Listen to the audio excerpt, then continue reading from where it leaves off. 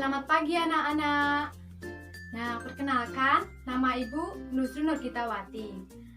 Pada pembelajaran kali ini, kita akan belajar salah satu teks bahasa Indonesia. Namun, untuk memulai pembelajarannya, sebelumnya kita berdoa terlebih dahulu ya, agar pembelajaran pada kali ini bisa berjalan lancar dan ilmu-ilmu yang didapatkan bermanfaat. Berdoa mulai.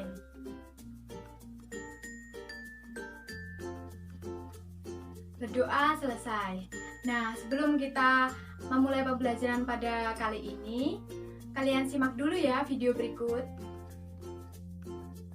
Menjamu tamu memakai nampan.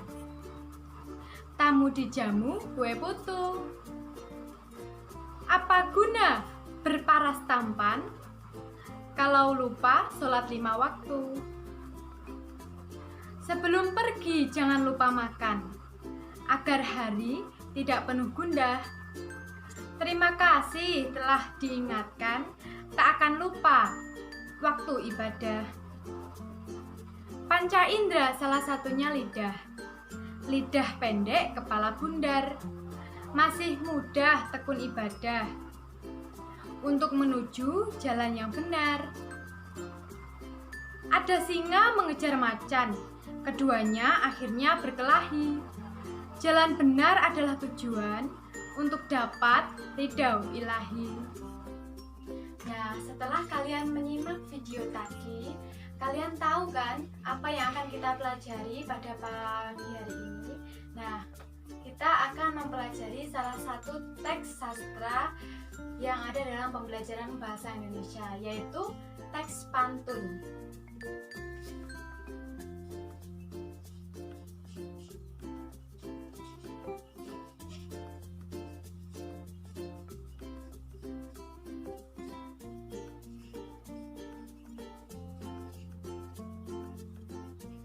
Apa itu teks pantun? Kita akan pelajari saat ini ya. Kita akan pelajari bagaimana teks pantun itu. Yang pertama ada definisinya, ciri dan struktur, jenis-jenis, ada kebahasaannya bagaimana, dan yang terakhir kita akan mempelajari cara atau langkah-langkah prosedur dalam menulis teks pantun.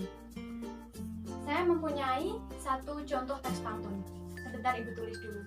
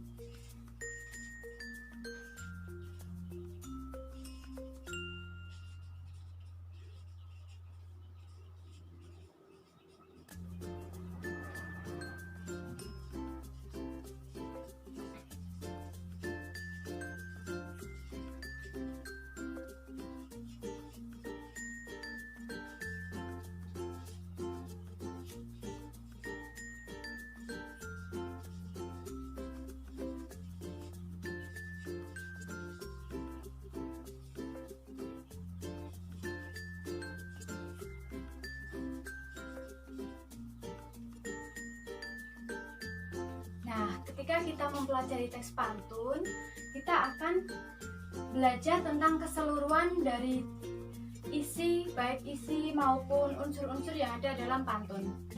Kita baca bersama-sama dahulu ya.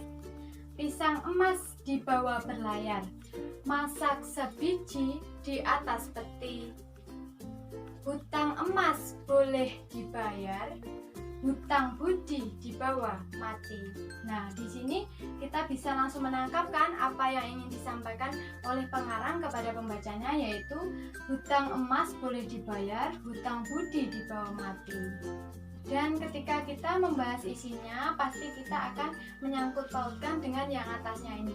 Jadi kita akan masuk pada ciri umum pada pantun. Ini ada pisang emas di bawah berlayar, masak sebiji di atas peti. Ini merupakan bagian pantun, struktur bagian sampiran. Sedangkan di bawah ini yang menyampaikan tentang isi dari pantun ini merupakan isi dari pantun. Ketika kita belajar pantun, ini ada cirinya.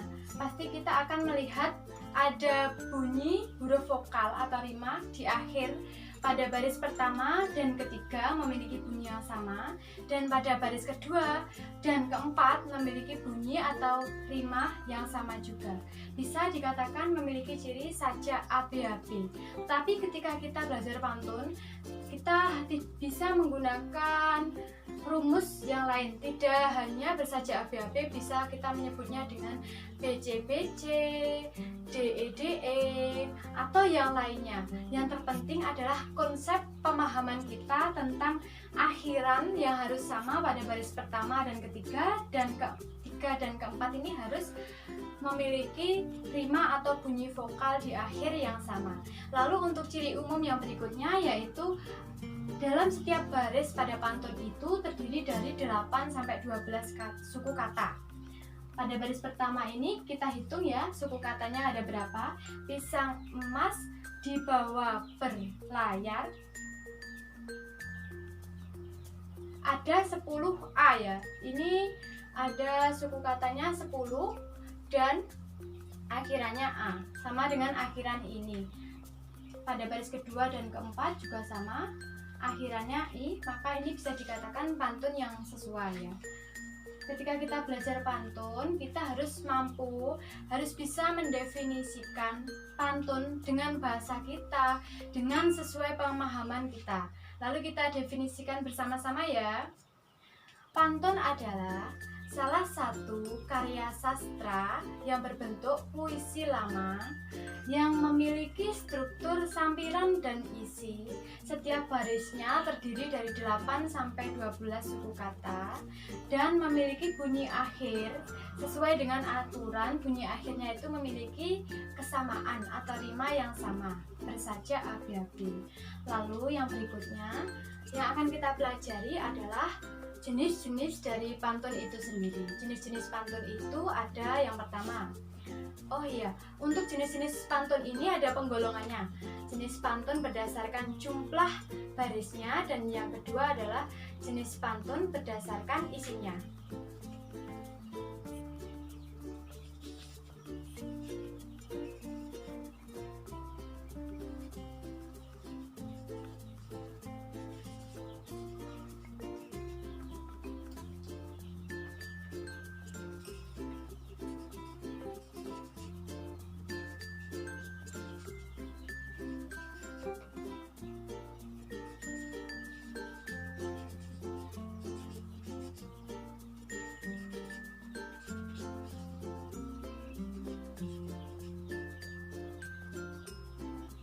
Nah, untuk jenis yang pertama penggolongan berdasarkan jumlah baris ya. Untuk jumlah baris ini, pantun 4 baris ini pantun yang seperti yang sudah Ibu contohkan tadi sebelumnya ini. Lalu yang kedua ada pantun Karmina. Pantun Karmina ini merupakan pantun yang hanya terdiri dari 2 baris. 2 baris ini, baris pertama merupakan sampiran dan baris kedua merupakan isi. Lalu pada yang ketiga ini jenis pantun Talibun. Pantun Talibun ini terdiri dari lebih dari 3 baris, yaitu memiliki ciri umumnya persajakan sama. Baris pertama, kedua, dan ketiga merupakan sampiran. Baris ke-4, 5, 6 merupakan isi. Lalu yang berikutnya jenis pantun berdasarkan isi. Jenis pantun berdasarkan isi ini ada banyak.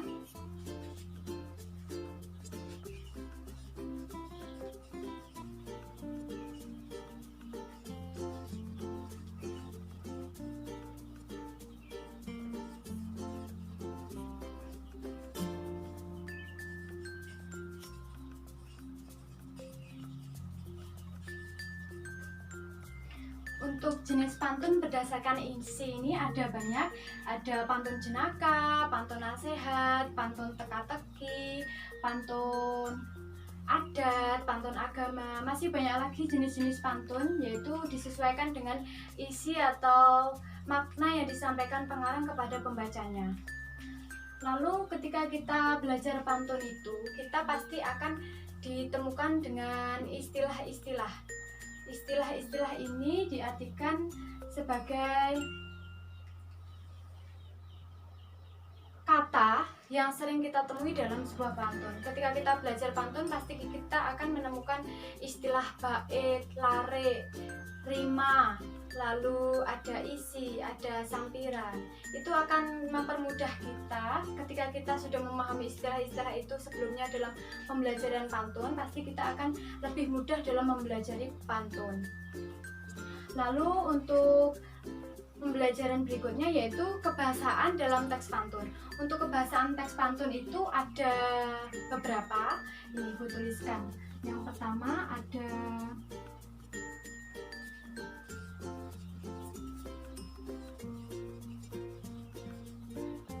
diksi.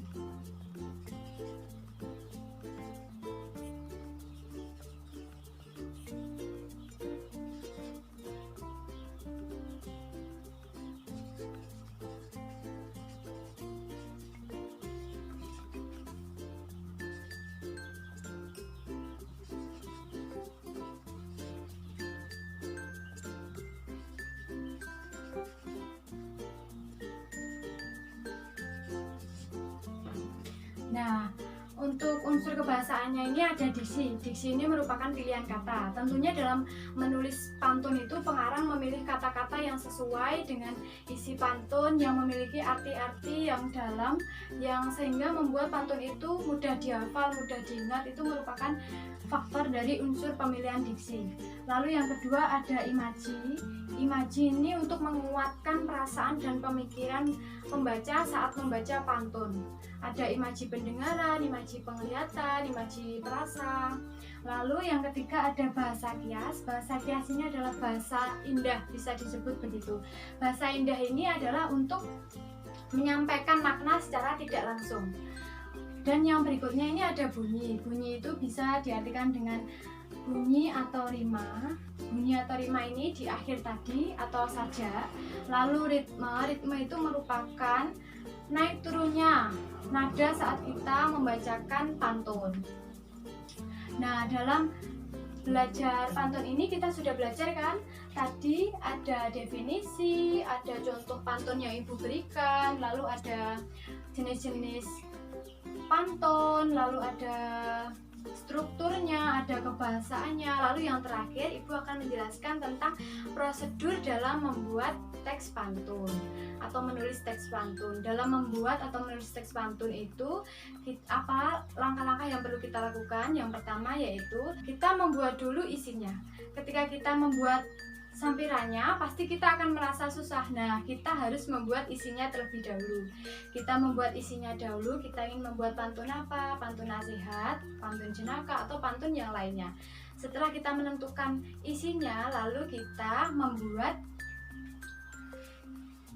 sampirannya. Ketika kita membuat sampirannya, kita harus memperhatikan bagaimana suku katanya, jumlah suku kata pada isi terlebih dahulu, lalu akhiran pada isinya harus kita sesuaikan dalam sampirannya. Dan ketika dalam membuat sampiran itu, kita harus memperhatikan keterkaitan antara sampiran 1 dan sampiran 2. Semisal ini, pisang emas di bawah berlayar, masak sebiji di atas peti.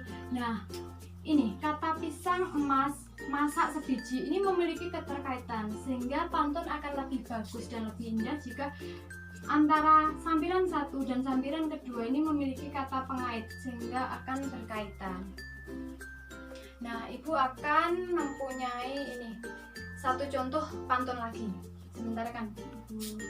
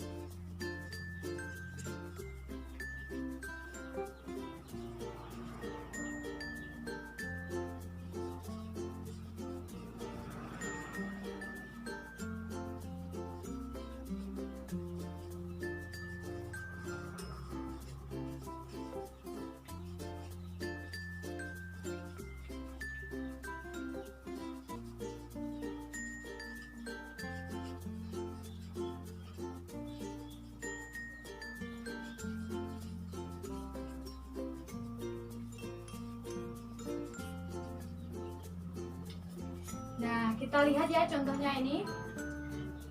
Jalan-jalan di Kota Blitar, jangan lupa membeli sukun. Kalau ingin menjadi pintar, harus belajar dengan tekun. Kita harus mengamati ini ya secara keseluruhan. Kita lihat dari strukturnya, dari kaidah kebahasaannya, dari aturan dalam membuat pantun. Jalan-jalan di Kota Blitar. Jalan-jalan merupakan kata pengulangan dalam bahasa Indonesia. Lalu di Kota Blitar, adakah yang salah? Ya, di sini ada kesalahan penulisan. Dalam membuat pantun, kita juga harus memperhatikan unsur tata bahasa penulisannya. Ini harus diperhatikan. Di Kota Blitar, di ini merupakan awalan. Ketika awalan bertemu dengan kata yang menunjukkan tempat, dia penulisannya dipisah. Ini benar ya, penulisannya dipisah. Dan ini untuk penulisan Kota Blitar. Kota Blitar ini menunjukkan tempat atau kota. Ini seharusnya ditulis dengan huruf besar.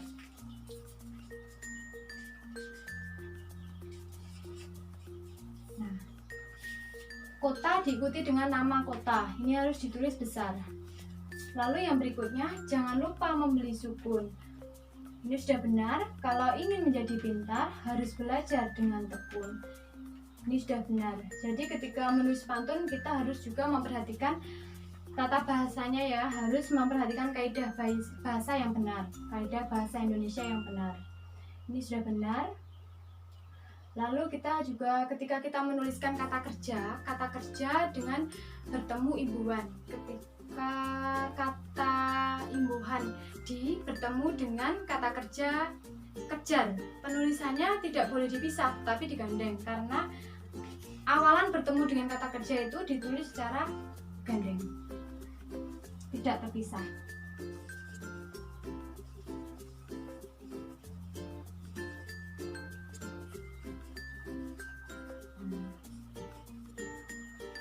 Ini merupakan penulisan